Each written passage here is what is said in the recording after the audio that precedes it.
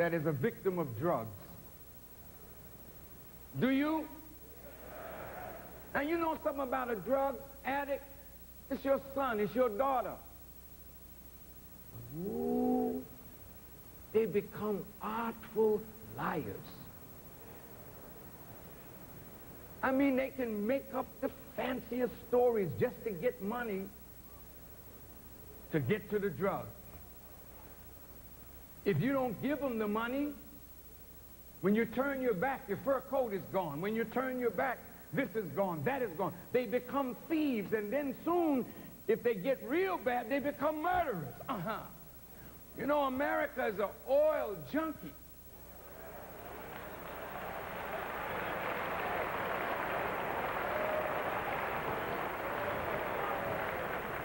She doesn't care how she gets it.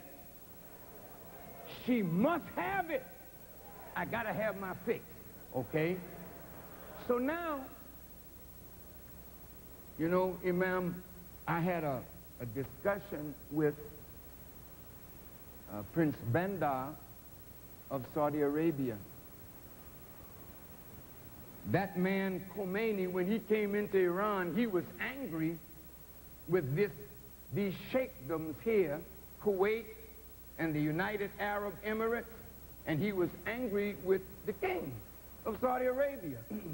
He said there's no king in Islam, only Allah is king.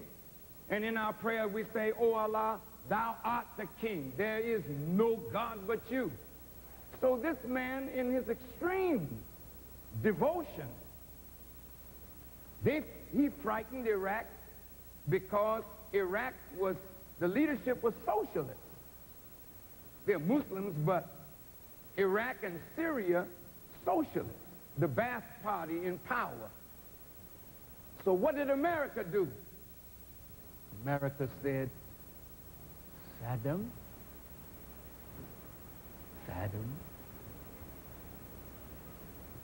we will give you money and build you into a great power as a bulwark against Iran.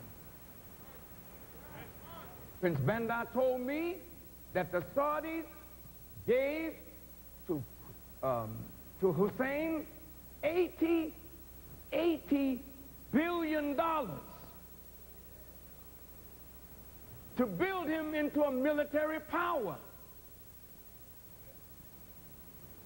If he has weapons of mass destruction, where do you think he got them from? He started spending the $80 billion. He spent it with France. France built him an atomic reactor. The day it was finished, Israel bombed it. United Nations ain't said nothing. If they did, it was very weak. My point is, Iraq was a friend of America then, because Iran and Iraq fought a war for 8 years and over 1 million little Muslims died. But after the war was over, Iran military was weaker, but Iraq still had some juice. And that man was tricked. You see this little place called Kuwait here? That used to belong to Iraq. But the British cut this little piece out and cut up all these little pieces. Why you do that, Britain? Britain is like, I don't want to say this and be misunderstood, but, you know, I'm not going to say it.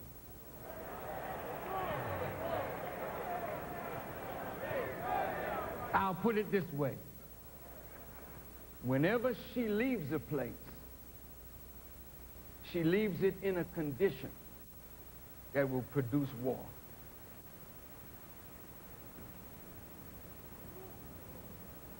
Yes, sir. So, now you have Iraq strong, Iran weak.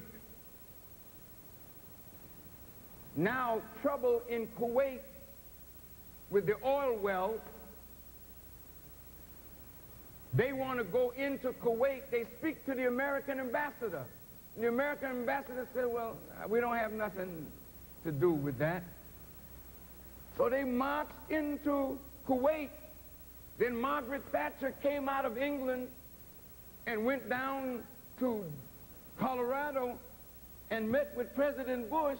The next thing we know, Saddam, you have to get out of Kuwait. And when he went out of Kuwait, all these oil fields were set on fire. Guess what? The billions of dollars that the United Arab Emirates and the Kuwaitis have in banks in America, they had to pay American companies to go in, put out the fire. In the Congress of the United States, I read where some congressperson said, this is the first war we had where we made a profit. Because all the richness of Arabia, Kuwait, and the Arab Emirates was darn near drained from them. America put her soldiers there, and Arabia fit the bill.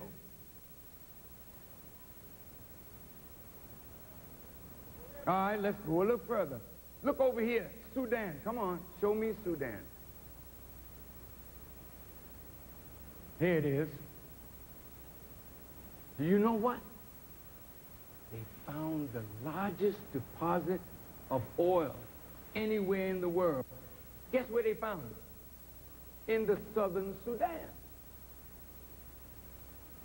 So now what America is trying to do is foster the revolution here to break off the southern Sudan from the Islamic regime in Khartoum,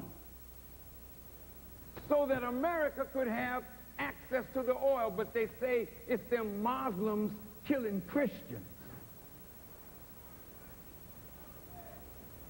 making slaves out of these people in the South. Check this out. Y'all all right? I'm almost finished. America sent arms to Eritrea and Ethiopia.